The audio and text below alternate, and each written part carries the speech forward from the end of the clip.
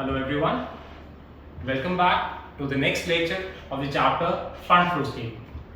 तो last lecture में जैसे हमने डिस्कस किया था कि फंड फ्लो स्टेटमेंट क्या था, क्वेश्चन किस तरह से गिवन होगा, हमारे आंसर के क्या क्या स्टेप्स होने वाले हैं, ठीक है। तो वही उसी को आगे हम इस लेक्चर में कंटिन्यू करते हैं। तो लास्ट लेक्चर में जैसे हमने स्टेप नंबर 1 को डिस्कस किया था, schedule of changes in the working capital, जिसमें करंट एसेट्स करंट लायबिलिटीज को हमने ढूंढा था, उनके डिफरेंसेस, वर्किंग कैपिटल और वो सब वहां पर कैलकुलेट करके दिखाया था। तो शेड्यूल ऑफ चेंजेस में या तो हमने आंसर निकाला था either the increase in the working capital या हमने decrease in the working capital का आंसर वहां पर कैलकुलेट किया, ठीक है। तो उसी के आगे स्टेप नंबर 2 जो हमने लिखा था लास्ट क्लास में, step number 2 of your calculation will be an adjusted PNL account, ठीक है। एडजस्टेड पीएनएल अकाउंट मैंने जैसे आपको बताया था पहले भी पिछले लेक्चर में कि adjusted PNL account can also be written as the PNL adjustment account, तो means the same thing.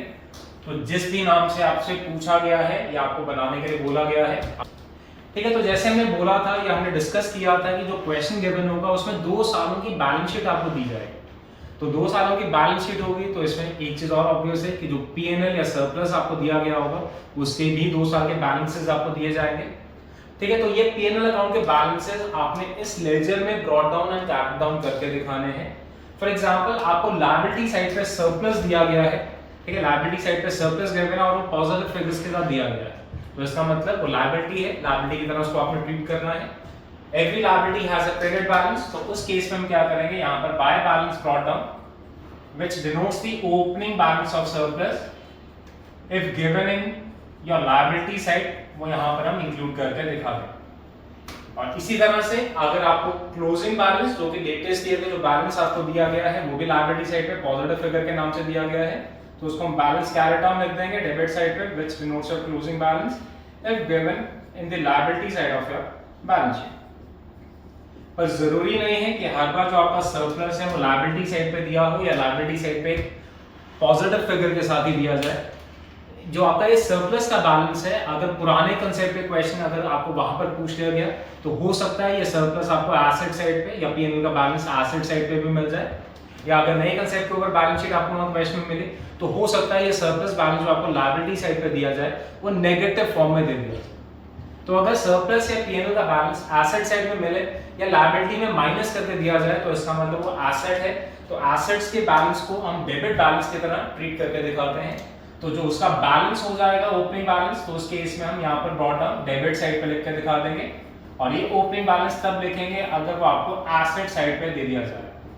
Same ऐसे अगर क्लोजिंग बैलेंस भी आपको एसेट साइड पे दिया है तो वो एसेट की तरह कैरी डाउन या क्लोज करके दिखा दिया जाएगा closing balance if it is given in the asset side of your balance sheet, या negative form in the liability side of your balance sheet, ठीक है। तो अब इस एडजस्टेड पीएनएल अकाउंट में आपने क्या क्या चीजें करनी है, we have to make the adjustments for all non cash and non trading activities of the business, ठीक है। तो जितनी ट्रांजैक्शंस आपको लगता है जो प्रॉफिट एंड लॉस को इफेक्ट करती हैं और वो नॉन कैश है या नॉन ट्रेडिंग एक्टिविटीज है।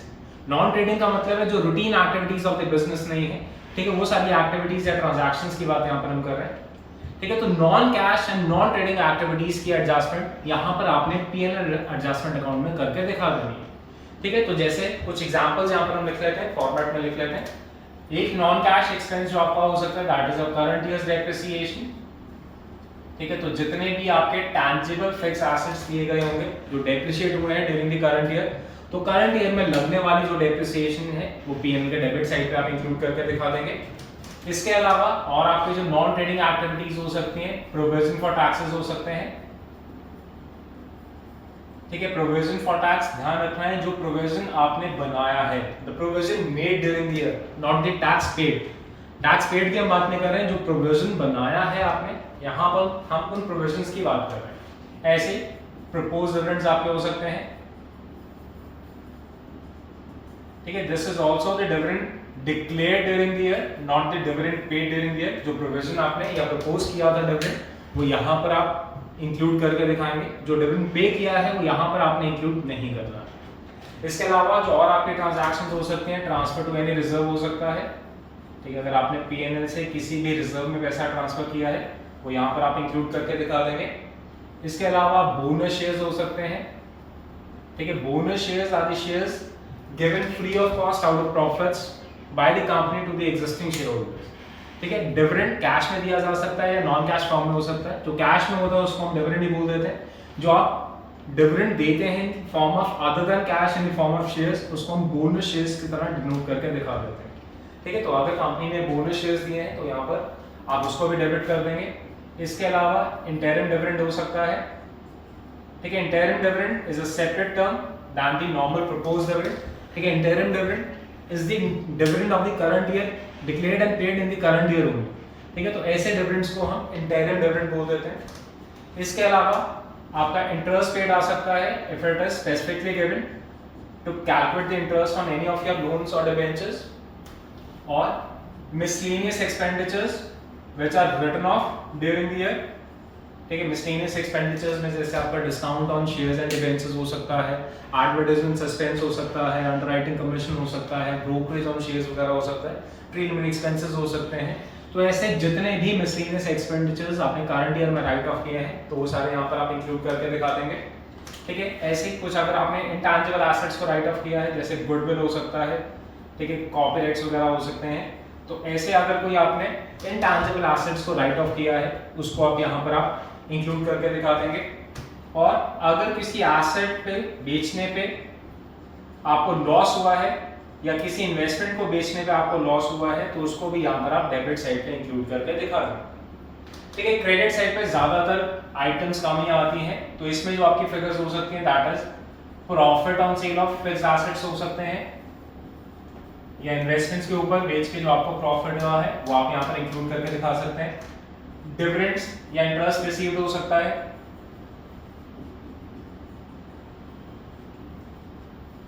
ठीक है, तो जनरली यही 2-3 आइटम्स हैं जो क्रेडिट साइड पे इंक्लूड करके दिखाए जाते हैं। डेबिट साइड में थोड़ी सी आइटम ज्यादा है जो आपको यहाँ पर याद करनी है।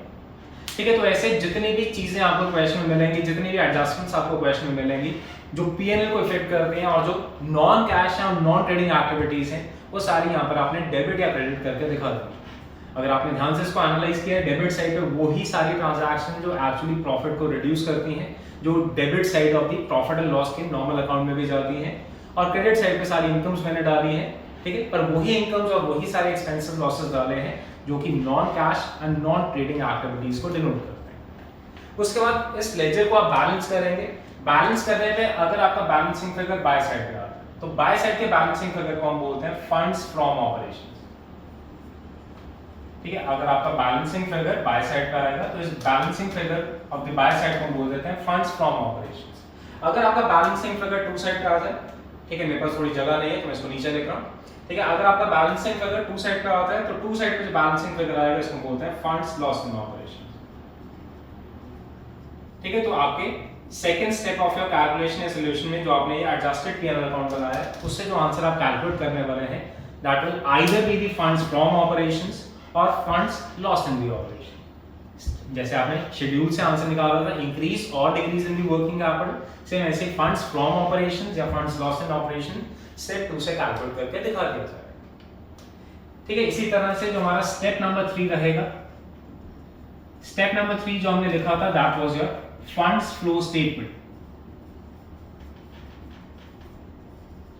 फंड फ्लो स्टेटमेंट जो इसकी डेफिनेशन में हमने लिखा था, this is the statement prepared to calculate the sources and applications of cash and cash equivalents. तो यहां पर अल्टीमेटली हम वही बनाने वाले हैं कि जो भी हमारे सोर्सेज रहे होंगे या जो भी एप्लीकेशंस रही होंगी ड्यूरिंग द ईयर वो यहां पर स्टेटमेंट में इंक्लूड करके हम दिखाएंगे। Sources, amount, applications and amount. ठीक है, ध्यान रखना ये स्टेटमेंट है, लेजर नहीं है, तो इसमें टू एंड बाय आप यूज नहीं करेंगे। This is a statement. ठीक है, सोर्सेज जिसको आप इनफ्लोज बोल सकते हैं। ठीक है, जहां से आपको लगता है फर्म में पैसा आया है उसको हम सोर्सेज बोल देंगे। एप्लीकेशंस को हम आउटफ्लोज बोल सकते हैं। जिन ट्रांजैक्शन से आपको लगता है कैश या बैंक बैलेंस का आउटफ्लो हुआ है या पैसा हमने लगाए हैं वो सब आप एप्लीकेशंस में इंक्लूड करके दिखा दें। ठीक है, तो पहले हम सोर्सेज साइड से स्टार्ट करते हैं। जिन ट्रांजैक्शन से आपको लगता है कि पैसा फर्म में आता है, दोबारा से ध्यान रखें सारी ट्रांजैक्शन या सारे इनफ्लोज की बात नहीं कर रहे हैं, वही इनफ्लोज की बात कर रहे हैं जो कि नॉन ट्रेडिंग एक्टिविटी से यहाँ पर आपने जनरेट की। जैसे for example issue of shares, issue of debentures. जब आप शेयर्स एंड डिबेंचर्स इश्यू करते हैं तो आपके पास कैश या बैंक बैलेंस बढ़ जाता है तो इनफ्लो होता है, तो उसको यहाँ पर हमने इंक्लूड करके दिखा दिया। लोन रेस्ड, अगर आपने किसी भी सोर्स से लोन लिया है तो उस केस में आपके पास पैसा आ जाता है, तो इनफ्लोज ऑफ फंड्स। उसके बाद सेल ऑफ फिक्स्ड एसेट्स हो सकता है या सेल ऑफ इन्वेस्टमेंट्स हो सकता है,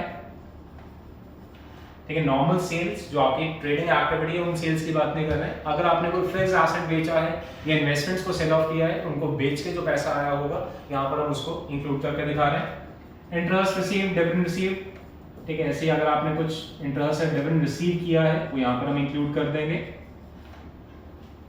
ठीक है। तो ये ऐसे अगर टैक्स आपने एडवांस टैक्स पे किया था और ज्यादा आपने टैक्स पे कर दिया था दैन योर एक्चुअल लायबिलिटी, तो अगर रिफंड ऑफ टैक्स आपको मिला है तो जितना टैक्स रिफंड आपको मिला है वो यहाँ पर हम सोर्सेज में इंक्लूड करके दिखा दें, ठीक है। तो जनरली ये सारे सोर्सेज होते हैं या ये सारी ट्रांजैक्शंस होती है जहां से हमें लगता है कि फर्म में कैश या बैंक का इनफ्लो हुआ हो। इसी तरह से इनके ऑपोजिट चीजें हम एप्लीकेशंस में लिख लेते हैं। इश्यू ऑफ शेयर्स की जगह रिडम्पशन ऑफ शेयर्स, ठीक है। ऐसे इश्यू ऑफ डिबेंचर्स की जगह redemption of debentures. Loan taken की जगह या लोन रेज की जगह रीपेमेंट ऑफ लोन आपका आ जाएगा। सेल ऑफ फिक्स्ड एसेट्स या इन्वेस्टमेंट्स की जगह परचेज आ जाएगा, परचेज ऑफ फिक्स्ड एसेट्स या परचेज ऑफ इन्वेस्टमेंट्स। इसी तरह से इंटरेस्ट डिविडेंड रिसीव्ड की जगह इंटरेस्ट या डिविडेंड पेड आ जाएगा।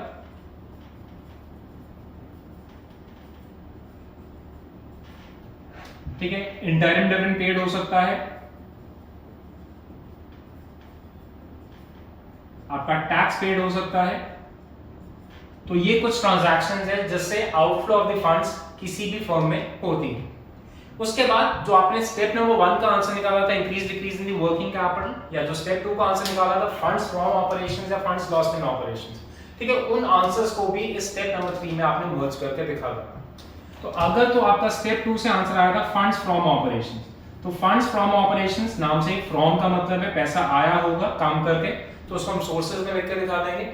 ऐसे अगर फंड्स लॉस्ट इन ऑपरेशंस आया होगा तो उसको हम एप्लीकेशन साइड पे लिख के दिखा देंगे। तो यहाँ पर मैंने क्या किया है, स्टेप 2 का जो हमारा आंसर था स्टेप 3 में मर्ज कर दिया है। ऐसे ही स्टेप नंबर 1 का आंसर इसमें मर्ज करते हैं। अगर आपका net decrease in working capital answer आया होगा तो उसको हम सोर्सेज में इंक्लूड करके दिखाएंगे। अगर आपका net increase in working capital का आंसर आया होगा तो उसको हम अपने एप्लीकेशंस में इंक्लूड करके दिखा देंगे। ठीक है, इसको याद रखने के लिए या रटने के लिए आपको कोई जरूरत नहीं है, लॉजिकल सा कंसेप्ट है। हम मान के चलते हैं increase in the working capital हमारे आंसर में कैलकुलेट होगा और उसमें मान लेते हैं सिर्फ एक ही करंट एसेट हमें दिया गया था, दैट वाज स्टॉक। ठीक है, स्टॉक के बढ़ने से क्या हुआ होगा, अगर एक ही calculation current asset current liability में एक ही चीज है स्टॉक, तो करंट एसेट बढ़ने से हमने बोला था वर्किंग कैपिटल बढ़ जाती है, तो स्टॉक बढ़ने से भी वर्किंग कैपिटल बढ़ी होगी। स्टॉक बढ़ने का कारण क्या रहा होगा, स्टॉक किस लिए बढ़ा होगा, हमने खरीदा होगा, खरीदने का मतलब आउटफ्लो, तो आउटफ्लो है तो इसलिए increase in the working capital हमने एप्लीकेशन में लिख के दिखा दिया। बिल्कुल इसका वाइस वर्सा, अगर स्टॉक कम हुआ है, स्टॉक कम होने से वर्किंग कैपिटल कम हुई होगी। स्टॉक कम होने का रीजन स्टॉक हमने बेचा होगा, बेच के वैसा आया होगा तो सोर्सेज में लिख के दिखा दिया जाए। आप किसी भी करंट एसेट किसी भी करंट लायबिलिटीज के आप ये कैलकुलेशन या ये चीज कंसेप्ट को फॉलो कर सकते हैं। फॉर एग्जांपल क्रेडिटर्स की बात करें, क्रेडिटर्स कम हो गए, क्रेडिटर्स कम होने से क्या होता है वर्किंग कैपिटल बढ़ जाती है, और क्रेडिटर्स कम होने का कारण क्या रहा होगा, हमने उनको पे किया होगा, पे करने का मतलब दोबारा आउटफ्लो, तो एप्लीकेशन में इसको हम लिख के दिखा देंगे। तो उसके बाद सारे आंसर्स को मर्ज करने के बाद आपने क्या करना है, आपकी जो फंड फ्लो स्टेटमेंट है, जैसे आपकी बैलेंस शीट टैली हो जाया करती थी वैसे ही आपकी फंड फ्लो स्टेटमेंट भी टैली हो जाएगी, इसमें कोई बैलेंसिंग फिगर नहीं है। ठीक है, तो यहाँ से आप चेक भी कर सकते हैं, अगर ये टैली कर रही है तो काफी हद तक हो सकता है कि आपने क्वेश्चन सही ही किया हो, अगर ये टैली नहीं कर रही तो 100% आप कहीं ना कहीं गलती कर रहे हैं, आपको उसको रीचेक करना पड़ेगा और गलती को रिवाइज करना पड़ेगा। ठीक है, तो दीज आर द स्टेप्स, ये आपका step number 3 of your calculation है। स्टेप नंबर 4 में हमने डिस्कस किया था, स्टेप नंबर 4 वाज, हमने डिस्कस किया था कि स्टेप 4 में हमें बनाने होते हैं कुछ वर्किंग नोट्स, और वर्किंग नोट्स में हमने लिखा था ledger accounts of all non-current assets and all non-current liabilities। ठीक है, तो बैलेंस शीट में जितने non current assets, non current liabilities आपको दिए हैं, उन सबके लेजेस आप यहाँ पर बनाते हैं। अगर ये चीज नहीं समझ आती, इसको बिल्कुल और सिंप्लीफाई कर देते हैं। इसको ऐसे बोलते हैं, जो चीजें बैलेंस शीट में गिवन है और जो आपने step number 1 schedule of working capital में नहीं डाली है, उन सारी चीजों के लेजेस आपने वर्किंग नोट्स में प्रिपेयर कर दिए। ठीक है, वर्किंग नोट्स कैसे बनेंगे, क्या क्या बनेंगे, क्या ट्रांजैक्शंस होंगी, हम क्वेश्चन के साथ डिटेल में आगे डिस्कस करेंगे। तो आज के लिए हम इतना करते हैं। स्टेप 1 जो हमने पिछले लेक्चर में डिस्कस किया था, आज हमने डिस्कस किया है step 2, step 3 and step 4 of your preparation of a fund flow statement. ठीक है, आई होप आप सबको ये कंसेप्ट समझ आता है। आप डाउट्स के लिए आप कमेंट सेक्शन में अपने डाउट्स पूछ सकते हैं। तो आज के लिए इतना ही करते हैं। Thank you. Don't forget to subscribe to our channel. Also press the bell icon for future videos and updates. Until next time, stay connected.